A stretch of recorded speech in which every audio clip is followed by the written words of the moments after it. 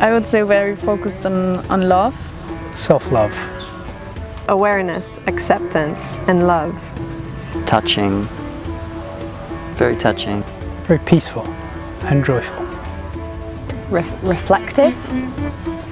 Yeah, life-changing. If there's anybody that I've met who has gone through his own process, it's Nishan, because I know the dedication that he puts into his own work and his teachings, and he really puts himself through his own process every day. He's got such a gentle way about him, lots of compassion, and I feel when we talk about unconditional love, I feel it with him. Like the energy that he brings and the atmosphere, it really brings peace. I feel supported by him. I think for me, Nishan is probably one of the most pure person I've met here on my journey. He is compassion. That's Nishan.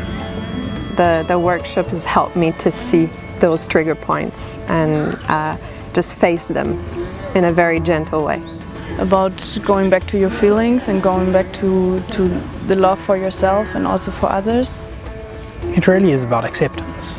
We're not in control of anything that happens, and that you just kind of need to surrender to it. The workshop gave me the tool to do that. Gave me the tools to be able to notice how my own expectations lead to my suffering, and how my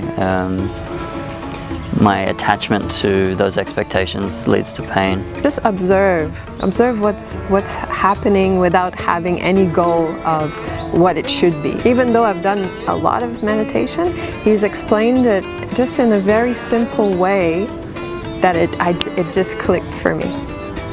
Maybe going through pain brings you to the light. Yeah, go through with it, and then there's gonna be joy and bliss.